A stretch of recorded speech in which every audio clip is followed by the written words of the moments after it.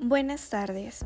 Para la Facultad de Relaciones Internacionales, Estrategia y Seguridad de la Universidad Militar Nueva Granada, para la clase de Políticas Públicas a cargo de Rosita del Pilar, se va a exponer la propuesta de política pública enfocada a la protección de pymes en Colombia a nivel nacional.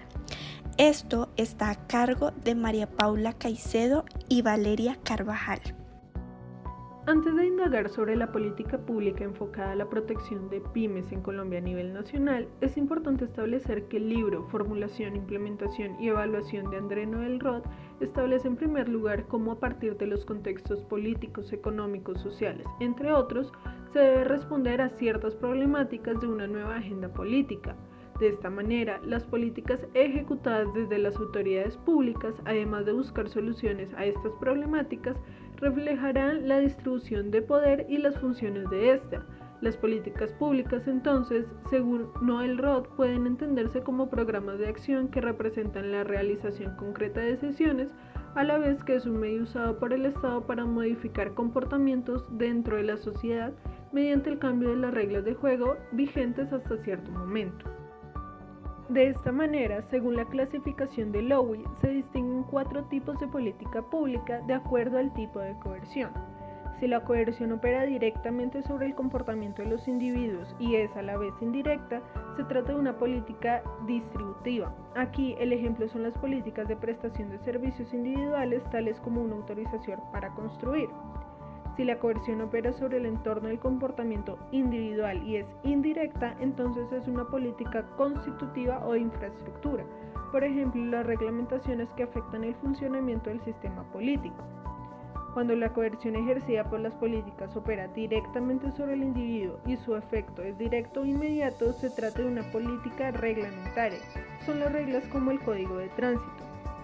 Si, finalmente, la coerción actúa sobre el entorno del comportamiento del individuo y es directa, es una política redistributiva. Es el caso de las políticas de redistribución de los ingresos de un grupo social hacia otro cuando se cumplen algunos criterios generales.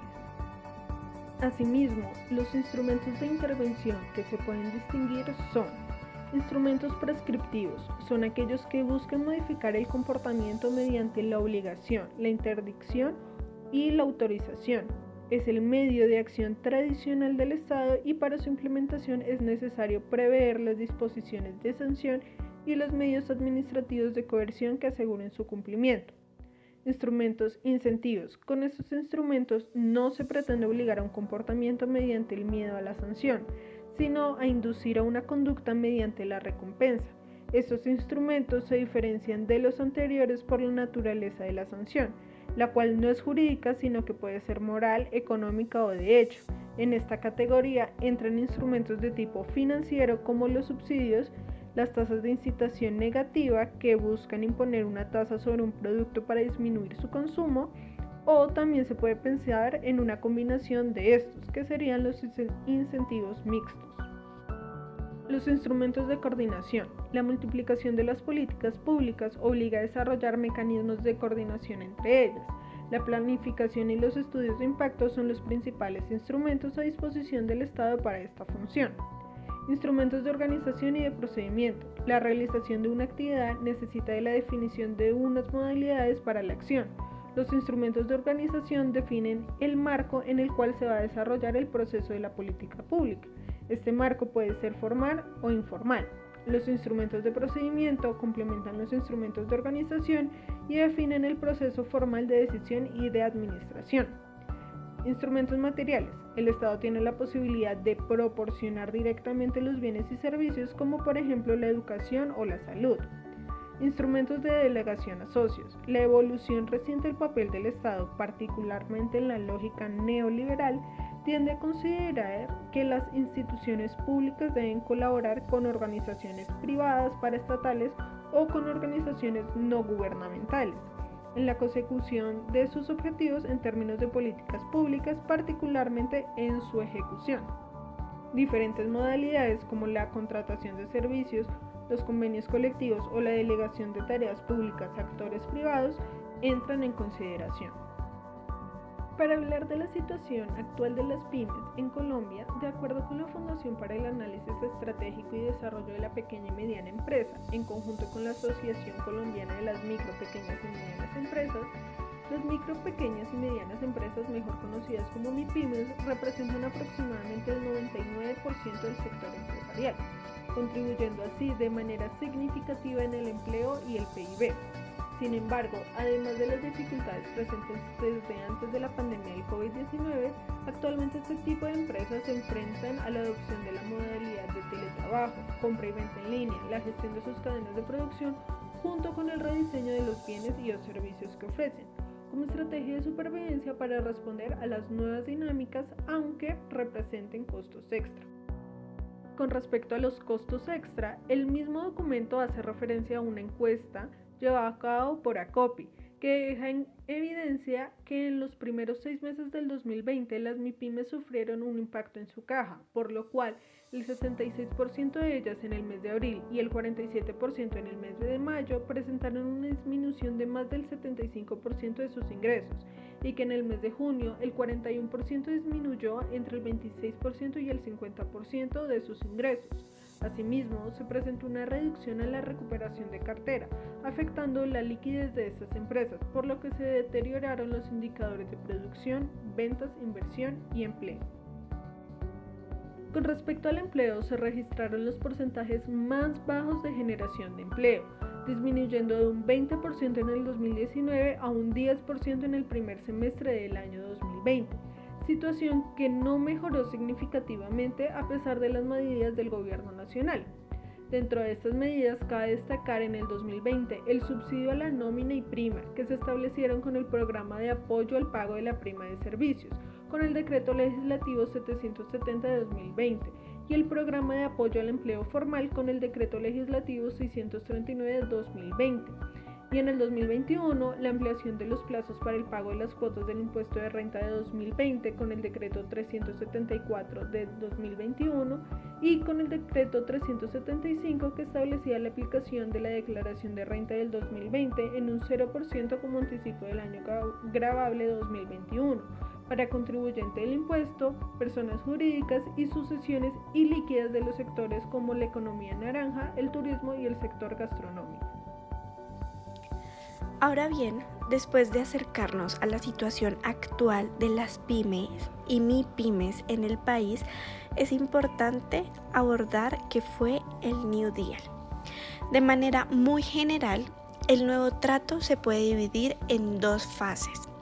La primera fue durante un periodo de 100 días, donde se reunió el Congreso para emitir una serie de leyes y así autorizar un grupo de políticas públicas dirigidas a tratar los puntos más afectados por la depresión económica.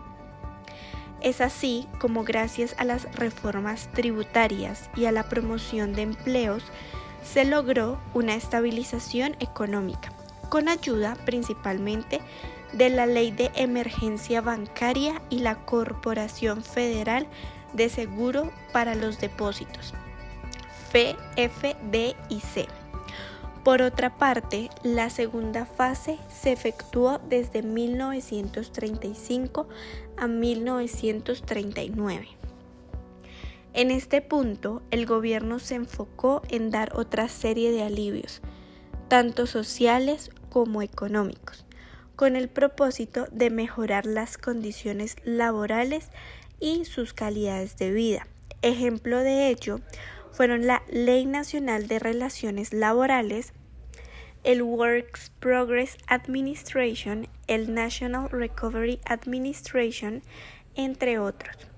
Estas 2 últimas cabe destacar que tenían como fin aumentar el empleo por medio de apoyo a las empresas privadas, pero no como un prestamista, sino como un socio, y así evitar los créditos a futuro que les generaría gastos y recortarían el personal, fomentando la demanda e incrementando los ingresos de los ciudadanos. Sin embargo, el gobierno, al tener un alto gasto público, decidió dividir el presupuesto en 2, evitando un desequilibrio económico. Una parte fue usada para el gasto público tradicional, recaudado a través de los impuestos e ingresos tradicionales del Estado. Y el segundo tipo fue un presupuesto de emergencia, formado por el gravamen de las personas con ingresos altos, la reducción de salarios de los empleados públicos que tenían un salario elevado y recortando hasta la cuarta parte de algunas de las pensiones. Ahora bien, para entender las políticas públicas relacionadas a lo mencionado anteriormente, se puede tomar en consideración el enfoque neocorporativista de las teorías mixtas que caracteriza a André Noël Roth, que establece en primer lugar que en un modelo de Estado corporativista se evidencian relaciones privilegiadas entre ciertos gremios, entendidos estos como grupos organizados jerárquicamente con intereses en particular, y el Estado. El neocorporativismo, en consecuencia, se origina con la finalidad de poder movilizar a los trabajadores a establecer nuevas relaciones industriales, razón por la cual las políticas públicas surgen de la negociación entre el Estado y los representantes de estos medios, que además de hacer parte de la sociedad civil, representan diferentes sectores de la sociedad, de modo que este proceso de negociación impedirá la lucha entre clases para explicar una lucha entre sectores que, según los acuerdos y el consenso entre el Estado y los grupos de interés, pueden ejercer para que se manifieste el consenso. Asimismo, cabe resaltar que el enfoque neocorporativista analiza los grupos de interés, gremios, y los selecciona en diferentes sectores para canalizar las demandas en los sectores y evitar a su vez una sobrecarga en el Estado, mitigando el riesgo de ingobernabilidad ligado a problemas de legitimidad institucional y de un sistema institucional inadecuado que canalice la intermediación de intereses. Después de abordar la política pública de los años 30 en Estados Unidos, el famoso New Deal, que incorporó un alto valor social e intervencionista por parte de los estados, se puede relacionar con la problemática que está pasando el país con referencia a las pymes, como consecuencia de la actual desaceleración económica, resultado de un año de pandemia, y asimismo considerando el enfoque neocorporativista que se mencionó anteriormente en el análisis de las políticas públicas. De esta manera, se va a abordar la propuesta de política pública que se podría implementar para mejorar el contexto económico del país. De esta manera, implementar una acción similar a la del New Deal a través de la intervención estatal enfocada en la recuperación y protección de las pymes, puesto que éstas representan una gran parte del sector empresarial del país y contribuyen así de una manera significativa en el empleo y en el desarrollo y crecimiento del PIB. En este caso, el tipo de política pública que se llevaría a cabo sería redistributiva, debido a que, como lo dice su nombre, redistribuye los ingresos públicos de la nación, con el fin de suplir parte de las necesidades que puedan tener las pymes, especialmente con respecto a la falta de liquidez. Por otra parte, el instrumento de política pública que se usaría serían dos. En primer lugar, un instrumento de incentivo. En este caso, el Estado, en vez de obligar a las empresas a contratar más mano de obra o mantener la ya existente, va a fomentar a través de su intervención como accionista de las empresas que claramente tengan un mayor personal y que tengan unas finanzas estables, para que éstas conserven a sus empleados y así puedan tener ingresos, aumentando la demanda y evitando una mayor desaceleración económica. Como ya se dijo, también se utilizaría otro instrumento, que en este caso hace referencia a la delegación a socios. En este tipo de instrumento, el Estado colabora con organismos y entidades privadas, con el objetivo de apoyarlos siendo un socio de ellas, sin la necesidad de que luego tengan que acudir Estas empresas con problemas crediticios a cerrar sus sedes, dando paso a mayores índices de desempleo, una reducción de la demanda y evitar la recuperación económica que se busca en un panorama de déficit fiscal que está pasando el país. Teniendo como propósito común la construcción del escenario futuro concertado en la visión de la reactivación económica y la protección del sector empresarial más amplio, y en ese mismo sentido el logro de los objetivos que la desarrollan, la política pública proyectaría su implementación a través de la puesta en marcha de 5 posibles estrategias. 1. Identificación de las pymes que mayor número de empleados e ingresos tengan anualmente. Para esto, cabe recordar que de acuerdo con la Ley 590 para el fomento de las micro, pequeña y mediana empresa, las microempresas son las que cuentan con un personal no superior a 10 trabajadores y con activos totales inferiores a 501 salarios mínimos mensuales legales vigentes. Las pequeñas empresas son las que tienen entre 11 y 50 trabajadores y activos totales mayores a 501 salarios mínimos y menores a 5.001 salarios mínimos. Por último, la mediana empresa cuenta entre 51 y 200 trabajadores y activos totales entre 5.001 salarios mínimos y 15.000 salarios mínimos.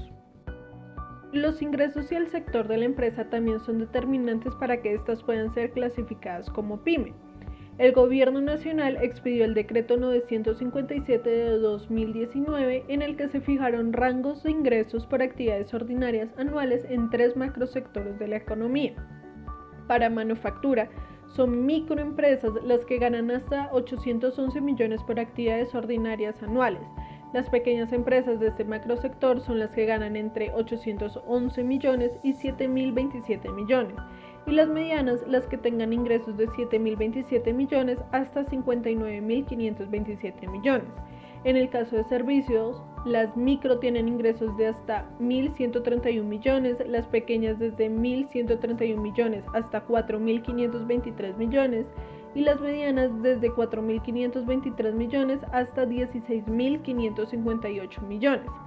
Por último, para el sector comercio, las micro ganan hasta 1.535 millones, las pequeñas desde 1.535 millones hasta 14.781 millones y las medianas desde 14.781 millones hasta 74.600 millones. La segunda estrategia sería diálogo y negociación entre el Estado y las empresas para acordar la cantidad de dinero público y el porcentaje de participación en la misma y así determinar la cuantía anual que le corresponde por su inversión al Estado. La tercera estrategia sería manejo y uso sostenible de la inversión estatal en un mediano plazo. Cuarto, recuperación de las pymes, medido a través de los indicadores que reflejen un número de empleados e ingresos iguales o superiores a los que tenían antes de marzo de 2019, que fue la fecha de inicio de la situación actual de pandemia.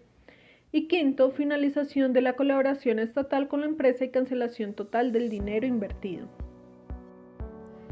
Para finalizar y a manera de conclusión, al implementar una política pública redistributiva y con instrumentos de incentivos y de delegación a socios, donde el Estado participa como un inversor activo de las pymes, es importante reducir los gastos de funcionamiento. De esta manera, en la programación presupuestal de los gastos de personal para 2021, se tuvieron en cuenta las sentencias de la Corte Constitucional en materia salarial y los objetivos de la política social, donde se señala que los salarios de los funcionarios públicos deben mantener su poder adquisitivo. Los ajustes salariales deben respetar el principio de progresividad y en caso de situaciones que hagan necesario restringir dicho derecho, los mayores ajustes esperados no deben constituirse en una deuda a cargo del Estado, sino en un ahorro con miras a financiar el gasto público social, que en este caso sería la inversión a pymes. Por otra parte, considerando que el país ya no se encuentra en un conflicto interno de la magnitud de los años anteriores, el gasto militar se estima que en el país se gastó unos $9.200 millones. En asuntos militares, en el 2020 un 2,5% más que en el 2019, lo que representó 3,1 puntos de Producto Interno Bruto, cifra que sigue subiendo, pues para este año 2021 el presupuesto en gasto militar es de $10.400 millones, especialmente en un contexto de pandemia donde se requiere una mayor inversión en salud y ayuda a otros sectores como el económico o como la ayuda a los pymes, como ya lo mencionamos anteriormente. Cabe destacar finalmente la opinión de María José Pizarro, representante a la Cámara por la lista de los decentes, que explicó que definitivamente no se justifica este gasto militar. Afirmó, abro comillas, la inversión es desproporcionada. Vemos cómo nos afecta la pandemia, la cantidad de puestos perdidos, la condición de vida de las personas. Realmente es un despropósito invertir en esto, cierro comillas, agregando que es un asunto más grave aun cuando no se ven resultados en términos de seguridad. Gracias.